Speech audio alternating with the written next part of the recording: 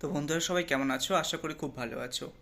আজকের এই ভিডিওতে আমি তোমাদের সাথে আমার প্লেসমেন্ট স্টোরিজ নিয়ে আলোচনা করব।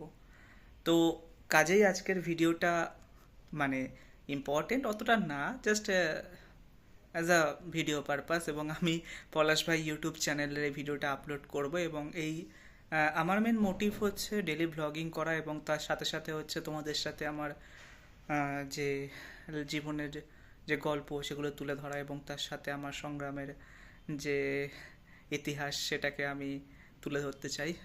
বাই দ্য ওয়ে, তোমরা যদি আমাকে জেনে না থাকো, আমি আমার ইন্ট্রোডাকশন দিয়ে দিচ্ছি। আই এম পলাশ কুমার মিস্ত্রি and currently I am an employee of a premier company, and I did my graduation from NIT Durgapur in the Department of Chemical Engineering.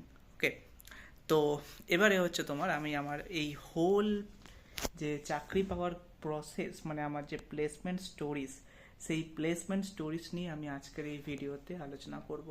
তো কাজেই আজকের ভিডিওটা মানে তোমরা দেখ মানে তারাই দেখো যারা হচ্ছে তোমার ইঞ্জিনিয়ারিং পড়ছো, ইঞ্জিনিয়ারিং পড়ে মানে তোমরা হচ্ছে প্লেসমেন্ট ক্র্যাক করতে চাও, ঠিক আছে, ভালো কোম্পানিতে চাকরি করতে চাও, অথবা এমবিএ এমসিএ করছো এবং ভালো কোম্পানিতে চাকরি করতে পাও, বা বিবিএ বিসিএ করছো, ভালো কোম্পানিতে চাকরি করতে চাও, তাদের জন্য আজকের ভিডিওটা সত্যি খুবই ইম্পর্টেন্ট। এবং তুমি যদি আমার লাইফ স্টোরিজ জানতে চাও তাহলে তো আজকের ভিডিওটা খুবই ইম্পর্টেন্ট। তো চলো আজকে ভিডিওটা স্টার্ট করা যাক। দেখো, আমার জার্নি শুরু হয়েছিল 2021-এর ডিসেম্বর মাসের 15 তারিখ থেকে, যখন আমি এনআইটি দুর্গাপুরে ভর্তি হই।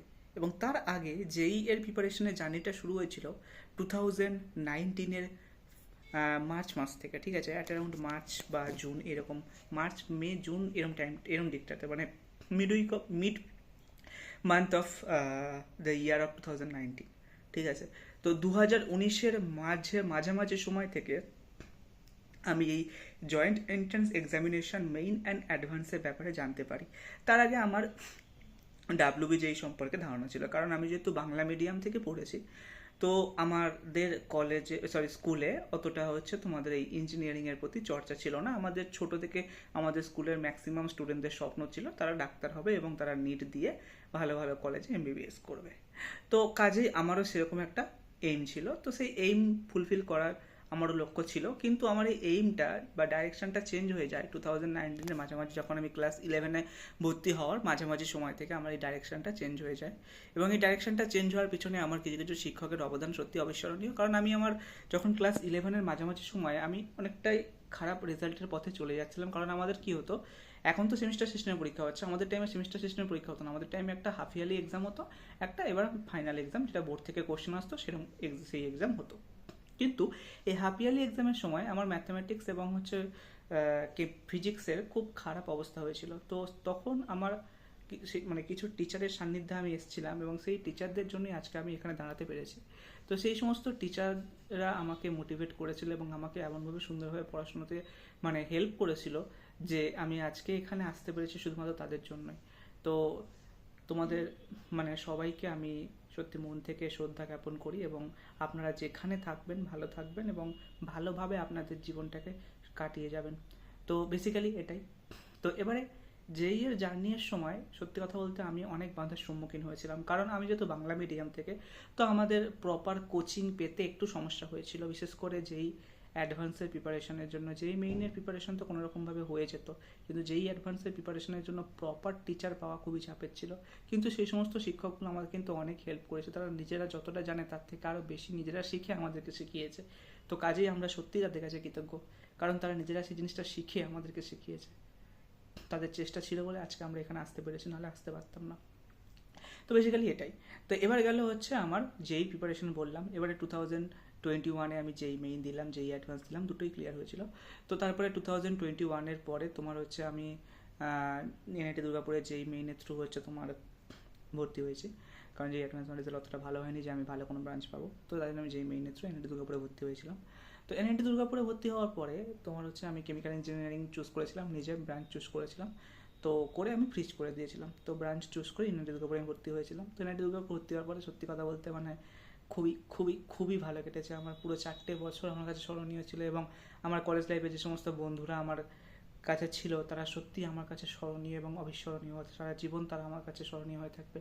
কারণ এই সমস্ত বন্ধুদের জন্য, মানে সেই সমস্ত বন্ধুরা অনেক হেল্প করেছে, এবং আমার আর মানে গার্লফ্রেন্ড যে সেও অনেক হেল্প করেছে আমাকে এখানে আসতে। কারণ এরা না থাকলে আমি হয়তো মানে চাকরিটা নাও পেতে পারতাম।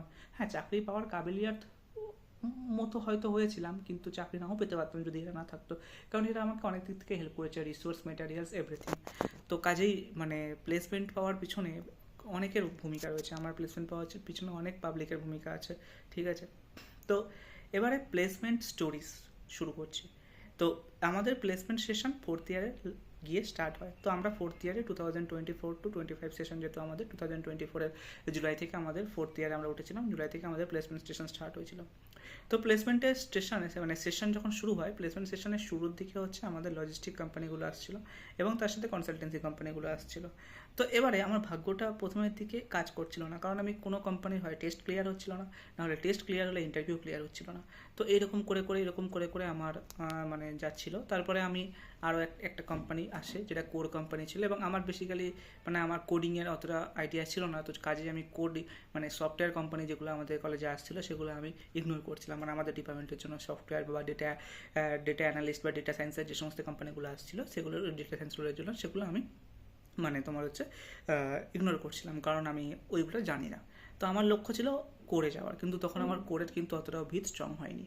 তো সেখানে আমার যে রুমমেট ছিল, তার এবার যে রুমমেট দুজন ছিল, তারা অনেক হেল্প করেছিল আমাকে কোরের নলেজ গেইন করার জন্য, এবং সত্যি আমি ওদের থেকে অনেক শিখেছি। তো ওদের জন্যই আমি কোরের নলেজটা একটু হলেও গেইন করতে পেরেছিলাম, যেটা আমার ইন্টারভিউ ক্লিয়ার করতে সুবিধা হয়েছে। তো মিনহোয়াইল যখন অক্টোবরের মিড উইক মানে আফটার দুর্গাপূজা, আমার হচ্ছে একটা কোম্পানিতে ইন্টারভিউ ছিল, মানে ইন্টারভিউ বলতে সরি এক্সাম ছিল, ইন্টারভিউ ছিল, সব কিছু ছিল একসাথে। তো এবার এক্সাম ক্লিয়ার হয়ে গেছিলো, এক্সাম ক্লিয়ার হওয়ার পরে তারপরের দিনকে আমার ইন্টারভিউ ছিল। তো এবারে ইন্টারভিউ স্টার্ট হবে কটা থেকে, সকাল 8টা থেকে। এবং আমার মনে আছে আমি সকাল 8টা থেকে না খেয়ে রাত্রির 7টা অবধি বসেছিলাম, মাঝখানে একবার হচ্ছে জাস্ট বিস্কিট আর জল খেয়েছিলাম, ঠিক আছে। তারপরে তোমার হচ্ছে রাত্রি 8টার সময় আমার আটটা বলছি সরি 7:30টার সময় আমার ইন্টারভিউ স্টার্ট হয় এবং 8টা অবধি চলে। ইন্টারভিউ প্যানেলে প্রথম 30 মিনিট আমার কন্ট্রোলে ছিল ইন্টারভিউ। তারপরে প্যানেলিস্ট শুরু করে তাদের ইন্টারনাল পলিটিক্স রিলেটেড কিছু কোশ্চেন বাগেরা, মানে যেটা বেসিক্যালি আমার পছন্দ হয়নি যে সমস্ত কোশ্চেনগুলো, কারণ ওই সমস্ত কোশ্চেনগুলো কোনোদিনও একটা স্টুডেন্টকে ওইরকমভাবে কোনোদিন হেনস্থা করে না। ওই সমস্ত কোশ্চেন দিয়ে তোমার হাতের আঁকা খারাপ, তুমি একটা লাইন ঠিক করে টানতে পারছো না, কি ইঞ্জিনিয়ার হয়েছো, এই সমস্ত কথাবার্তা সত্যি আমার খুবই খুবই খুবই মানে খারাপ লাগে। এটা আমি বাংলাতে বলছি আর ইংলিশে বলেছিলাম। তো আমার সত্যি খুবই খারাপ লাগে। তো আমার সেই কোম্পানিতে 1 ঘন্টা ইন্টারভিউ হওয়ার পরেও আমার সেখানে নাম আসেনি, না আসছিলো শর্ট লিস্টে, না আসছিলো ওয়েটিং লিস্টে, কোনোটাতে নাম আসেনি। তো আমি কাজেই প্রচণ্ড দুঃখিত হয়েছিলাম এবং অনেকটা ভেঙে পড়েছিলাম। তো তারপরে তোমার হচ্ছে অক্টোবরের মাসের লাস্ট উইকের দিকে আরও একটা কোম্পানিতে হচ্ছে আমার ইন্টারভিউ ছিল। তো সেটাতে হচ্ছে এক্সাম ছিল। তো সেটার এক্সাম ক্লিয়ার হয়নি। তারপরে হচ্ছে নভেম্বরের ফার্স্ট উইকের দিকে আমার একটা 6 মান্থ ইন্টার্নশিপ লাগে, কিন্তু সেটাও আমার ভাগ্যটা এতটাই খারাপ ছিল যে 6 মান্থ ইন্টার্নশিপটা ছিল সেলস রোলে, business development associate, internal sales. কিন্তু কথা হচ্ছে কোম্পানিটা ছিল স্টার্ট আপ। তো তার এক গাড়ি ক্রাইটেরিয়া ছিল, এক গাড়ি তোমার হচ্ছে টার্মস অ্যান্ড কন্ডিশন ছিল, যেটা আমার পছন্দ হয়নি। তো কাজে আমি 6 মান্থ ইন্টার্নটা মানে পাওয়ার সত্ত্বেও আমি 6 মান্থ ইন্টার্নটা ছেড়ে দিয়েছিলাম, কারণ সেটা জয়েনিং ডেট ছিল ডিসেম্বর মাসের 2 তারিখে এবং আমাদের এন্টার্ম এক্সাম শেষ হয়েছিল 7th সেমের তোমার হচ্ছে নভেম্বর মাসের 28 তারিখের দিকে, 28 বা 29 তারিখের দিকে। তো কাজেই আমার পক্ষে পসিবল না দুর্গাপুর থেকে হচ্ছে তোমার ব্যাঙ্গালোরে শিফট হওয়া। তো সেই জন্য আমি ওই কোম্পানিটাকে মানে আমি মানে যে অফার লেটারটা অ্যাকসেপ্ট করিনি, মানে 6 month intern plus intern base পিপিও, তো আমি সেটা অ্যাকসেপ্ট করিনি।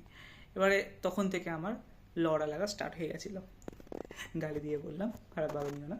তো তখন থেকে বসে থাকতাম। তারপরে গিয়ে ডিসেম্বর মাসের মিড উইকের দিকে আমার এই যে কোম্পানিতে আমি এখন চাকরি করছি, এই কোম্পানির একটা নোটিফিকেশান আসে যে তোমাদের এক্সাম হবে এত তারিখে। তো এক্সামটা যথারীতি দিই, এক্সামটা ক্লিয়ার হয়ে যায়, তারপরের দিন রেজাল্ট আসে, এক্সাম ক্লিয়ার হয়ে গেছে। তারপরের দিন থাকে আমার ইন্টারভিউ। এবারে ইন্টারভিউ আমার ক্লিয়ার হয়ে যায়, ঠিক আছে। ইন্টারভিউ ক্লিয়ার হওয়ার পরে তোমার হচ্ছে তারপরে আমাদের ডাকা হয় অফলাইন মানে মেডিকেল ভেরিফিকেশনের জন্য। তো আমরা অফলাইন মেডিকেল ভেরিফিকেশনের জন্য আমরা কোটা আসি, কারণ কোম্পানির মাদার প্ল্যান্ট কোটাতে, কোম্পানির হেড অফিস হচ্ছে দিল্লিতে। এছাড়াও কোম্পানির আরও অনেক প্ল্যান্ট আছে যেগুলো তোমার হচ্ছে ওভারঅল ইন্ডিয়াতে আছে, ইন্ডিয়ার আউটসাইডে আছে। তো আমাদেরকে কোটা প্ল্যান্টের জন্য ডাকা হয়। তো আমরা কোটা প্ল্যান্টের মেডিকেল ভেরিফিকেশনের জন্য আসি অফলাইন। তো আমাদের কলেজ থেকে টোটাল 4 জন সিলেক্ট হয়েছিল। তো সেই 4 জনের মধ্যে হচ্ছে 2 জন অন্য কোম্পানিতে চাকরি করছে, আমরা 2 জন এখন এই কোম্পানিতে চাকরি করছি। তো সেই 2 জনকে আমরা মেডিকেল ভেরিফিকেশন কমপ্লিট হয়ে যাওয়ার পরে আমাদের অফার লেটার বাগেরা সব কিছু দিয়ে দেয়। তো এটাই হচ্ছে আমার প্লেসমেন্ট সেশনের গল্প। আশা করি তোমাদের ভালো লাগবে, এবং মোটিভেশন তো সেরকম কিছু নাই, কারণ দেখো ইঞ্জিনিয়ারিং কলেজে প্লেসমেন্ট পেতে হলে তোমার পড়াশোনা তো করতে হবে, তার সাথে লাক কিন্তু বিশাল ম্যাটার করে। কারণ আমি এমনও দেখেছি যারা সিজিপিএ বহুত হাই, মানে প্রচুর পড়াশোনা করেছে কিন্তু ভালো কোম্পানিতে প্লেসড হয়নি, কারণ সে তাদের নিজের মানে ভালো যেটা অ্যাকচুয়ালি সে চায় সে কোম্পানিতে কিন্তু সে প্লেসমেন্ট পায়নি। কাজেই এটা কথা বলে রাখবে, মাথায় রাখবে যে ইঞ্জিনিয়ারিং প্লেসমেন্ট কিন্তু যেমন তুমি পড়ছো তার সাথে সাথে তোমার লাক একটা আছে, আর লাকের সাথে সাথে তোমার স্মার্টনেসটা কিন্তু one of the most important thing. তো সব কিছু মিলেমিশে তোমার ভবিষ্যৎ ঠিক করবে। তো কাজেই নিজেকে সব দিক থেকে 100% প্রিপেয়ার রাখো, যেমন নলেজ তেমন তোমার হচ্ছে কমিউনিকেশান স্কিল, এবং তেমন তোমার লাক হওয়া চাই, তাহলে দেখবে তুমি কোনো দিনও কোথাও আটকাবে না। ঠিক আছে? তো বেসিক্যালি এটাই। দেখা হবে তোমার সাথে নেক্সট ভিডিওতে। আর যদি ভিডিওটা ভালো লাগে অবশ্যই করে পলাশ ভাই ইউটিউব চ্যানেলটাকে সাবস্ক্রাইব করো, কারণ তোমাদের একটা সাবস্ক্রিপশন আমাকে অনেকটাই মোটিভেট করে। তো কাজে দেখা হবে তোমাদের সাথে নেক্সট ভিডিওতে। ততক্ষণের জন্য টাটা, ভালো থেকো, সুস্থ থেকো।